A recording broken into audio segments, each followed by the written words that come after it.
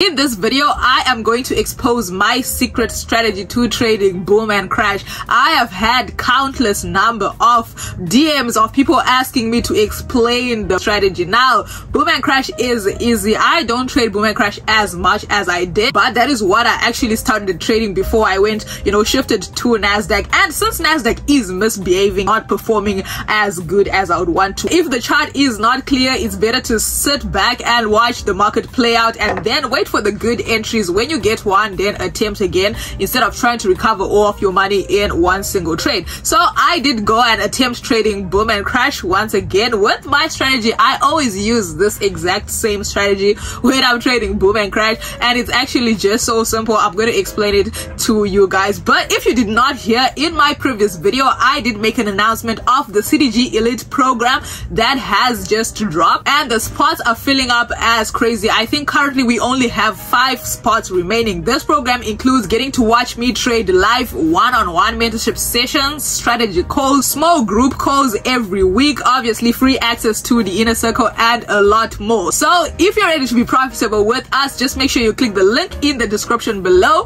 and let's make some money. So right now we're just going to dive right into the boom and crash strategy. I'm going to explain each and every single thing in detail. It is so simple. I think most of the way I trade is just as simple as ABC. But before we do all of that good stuff, if you're new to the channel, welcome. We trade the Nasdaq. Today we're just trading boom and crash, right? But we trade the Nasdaq over here.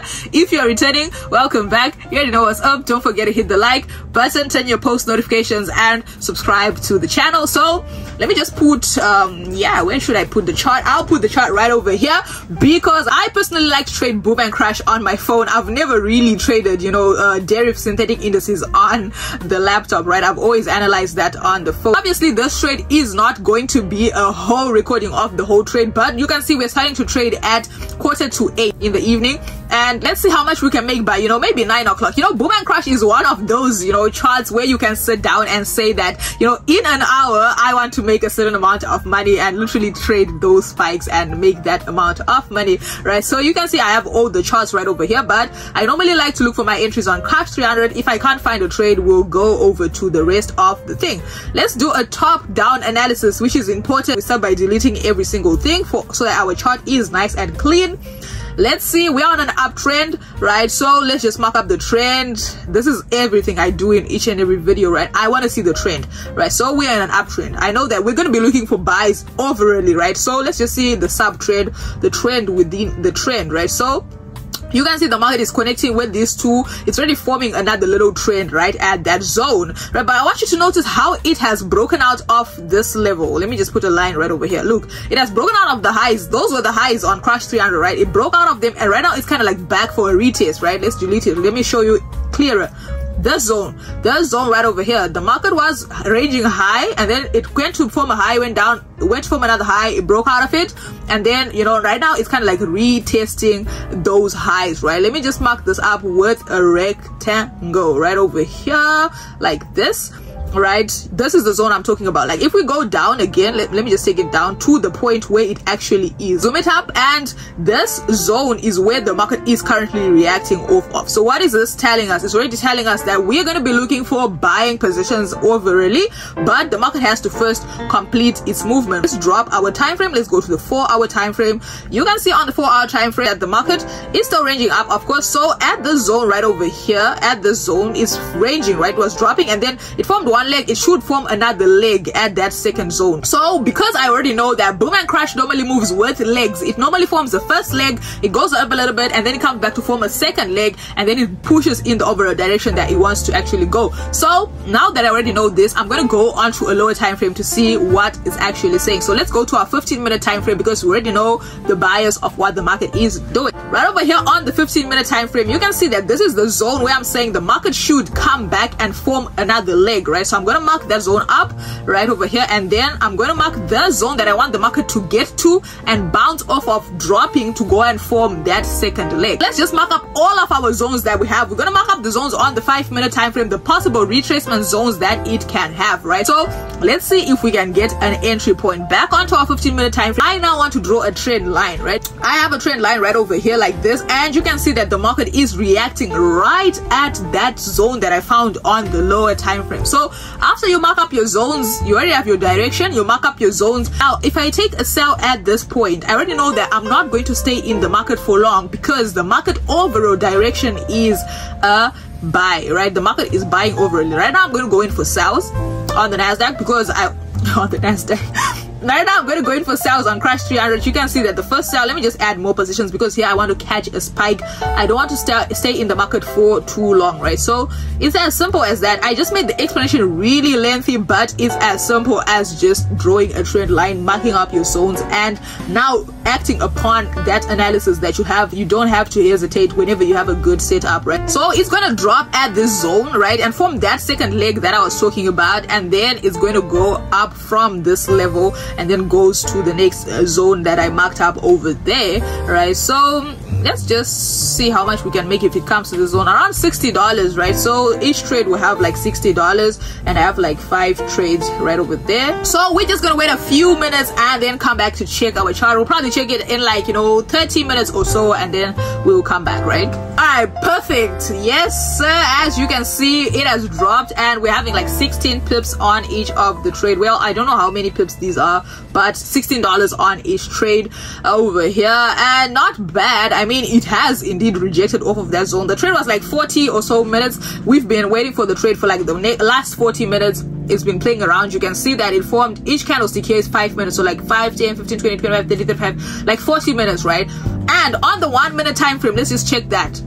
Okay, you can see on the 1 minute time frame, this is exactly what my strategy is all about, minus the technical analysis that I have already done, right? And quote the $16 with that technical analysis, the trend lines, the rejection at that specific zone on the trend line, the confluence. Now on the 1 minute time frame, I like to see a belt. Whenever I see a belt on the 1 minute time frame, to me it's because of experience. I already know that the market has a chance of spiking again. Now I said the market has a chance of spiking again. I do not say that the market should spike again. I do not control the market. I am not married to Genius, which is the owner of Deriv platform, right, that I can just tell the market to sell. But the market has a chance of spiking at this zone from what I have seen in the past. So for that reason, I have confidence of going into this trade again, because listen, I already have a trend line. The market has rejected at that trend line, right? I want the market to complete the leg that it has formed. It should go and complete the leg at the bottom, right? So if it gives me another opportunity, gives me more reason to sell the market before it has completed the whole setup that it should, why should I not take that opportunity? The opportunity is, you can see the market has formed a belt. A belt is those two connecting spikes at the same time. I am going to sell again. I'm not going to close the positions right over here. You can see we have all of those touches, and the market just has not yet really spiked. And oh, it has not. It should go to the bottom.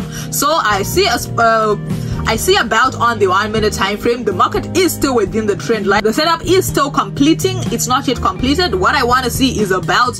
What I want to see is a leg formed at the bottom. It has not yet formed. So I see a belt. I'm going to still go in for the sells. Let me just leave the trade for a few minutes, and then I'll come back and check it later. Alright, 10 minutes later, or even less than 10 minutes later, ladies and gentlemen, you can see that that belt has absolutely just dropped the market, right? So you can notice that the market just spiked from the level that I wanted it to, right? You can see our entry point. So it just went up for like 1, 2, 3, 4, 5, 6, 7 more minutes. It just kept going up to the top, and then it almost went back to our entry point, and then it just spiked right back down, and we're sitting in over $150 on our trade on crash 300. Now I am not dumb enough to now keep holding these trades when I can see that the market has really given me the profit that I wanted, and as a matter of fact, it has spiked with another belt. I'm not going to risk my profit, right? I'm good with this. I'm going to close most of my trades, $176, absolutely lovely, in just one single trade. That is lovely, right? I'm going to close off some of these positions and just leave one running with my stop loss in profit. Of course, you know that I'm always going to protect profit. So that setup has already completed, right? It has gone back down to form the little leg that I wanted it to form, right? And now it will have $400, $401 in the account, and it's currently 9 o'clock. And let me just see if I can get 1 or 2 more trades to just, you know, finish it up. We're just going to have to wait for a few minutes, right? All right, so 10 minutes later, you can see that I keep wanting to say Nasdaq. 10 minutes later, you can see that Crash 300 has, you know, just started going back up. So this is the 15-minute time frame, right? It's 10 past 9, and at the zone, you can see that the market has gone back up with for the last 30 minutes. Let me just say, for the last 10 minutes, right? The last time when I was trade, for the last 10 minutes, it's just going up. And at the zone, we can draw a little trend line. Now, the overall trend that we're having as a buy is what I'm now considering in this current moment, right? We can see that the market is breaking out of that trend line that I was having, right? So on the 15-minute time frame, it has not yet really finished breaking out of the zone, right? But let me just check on the 5-minute time frame and see. Normally, if it's not yet complete on the 15-minute, it has completed on the 5, or it has completed on the 1 minute. But I don't like to look at the 1 minute for entries because you already know that that is risky. But let me just mark up this zone at the top. So I want the market to break out of this trend line and move to that next zone at the top, right? That will be our next zone. I just like to trade with zones, honestly. You can see that on the 5-minute time frame, you can clearly see that it has broken out and closed outside of the trend line, right? So we have that you know, candlestick. Let me just fix this trend line. We have that candlestick breaking out of the zone and then closing outside of the trend line. So the trend line has been broken. What's left is the retest, but I'm going to enter a buy, right? I'm going to risk it and enter a buy right now. Ooh, I was not yet even finished entering the buy and the market just spiked down. So what? I could have been sitting in loss right now. Those spikes are crazy, right? I was about to enter a buy. Let me just see how much I would have lost if I would have entered at the top there, right? So if I had entered a buy, no, a buy stop, let me put a buy stop, I would have lost like $13, almost $14 if I had entered the buy at that zone. If it just, you know, I wouldn't have closed the trade though, because it's still a good trade. You can see on the 15-minute time frame, it has absolutely gone back inside, right? So technically it's kind of tricky, but on the 5-minute, it has broken out and it's kind of like a break. And now this should be a retest. If this candlestick does not spike again inside of this trend line, that will be a good break and retest, right? So I'm going to add a few more positions where I'm just risking it all on this account. I will lose $200. I can lose that. That was totally fine. And if we go to the top, yeah, $60 is what we were looking to make. All right, so I'm just going to distract myself for a few minutes and not look at the chart, because you know these spikes can really give you, like, you know, a stomach ache. So I used to trade boom and crash day in and day out, so I would just enjoy trading this chart, but I used to lose a lot of money too whilst trading there, because I personally, this is my personal opinion, think that this chart is highly manipulated, right? So when you are having charts always getting manipulated like that, that's not like really something I would like to, you know, always trade, right? So we're gonna wait for like 10 minutes and then come back to check if we have, you know, profit or not. So $136. You know, when you're trading boom and crash, it seems as if it kind of feels like a game, to be honest. Like it it doesn't feel like Nasdaq. You know, Nasdaq, when it's moving with so much volatility in profit and in loss, right now you see it's like mathematics. This thing, it has just gone back up. So right now I'm going to honestly just close my positions. I'm going to explain why, because another setup has just formed right over here and I would like to respect that. I don't want to hold for too long because I might regret it, right? See, it's broken out. That was a break and a retest, but it's approaching that zone, so it can get to that zone and reject, go back down, and then, you know, keep going up. But I don't want to risk, right? It can keep going up to the top like this, but I don't want to risk the profit that I've already made, right? So personally, I'm going to close. This is $160. I don't want to lose that, right? So I'm going to close, leave one trade in entry, and then probably put a stop loss in case I forget this trade, because we've been trading for the last 1 hour, 2 hours, almost 2 hours. We've been trading for the last 2 hours, right? And if it breaks that zone there, I'm going to add a few more positions and let's see if we can take the account to, like, you know, $800 or something like that. I'm going to wait for the market to get to that zone and break out. So you can see that right now in the last 2 hours we made $302 just trading Crash 300 sells and buys. It's possible, guys. All right, another 10 minutes later, crash 300 kept pushing to the top, and it has broken out of that level I was talking about. I was scared for nothing. You can see on the 1 minute time frame, we have the buyers in control of this market.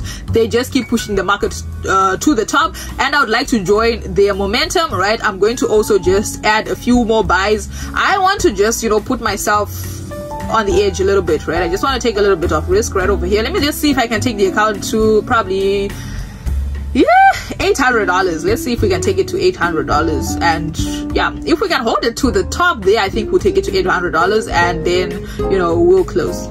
Alright, yes sir.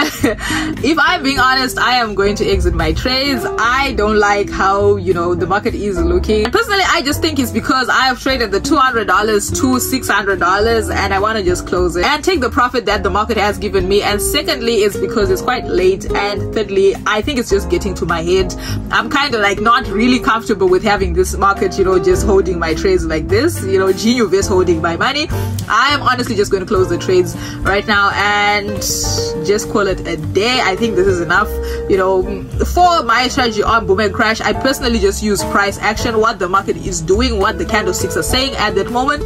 You can see that in just these 2 hours we made $362, which is actually not bad. Right now we're going to pull up a withdrawal and call it a day. But if you did enjoy this video, don't forget to hit the like button, turn your post notifications, and subscribe to the channel. You feel me? With that, it's been Tino, and I'll see you in the next lit video.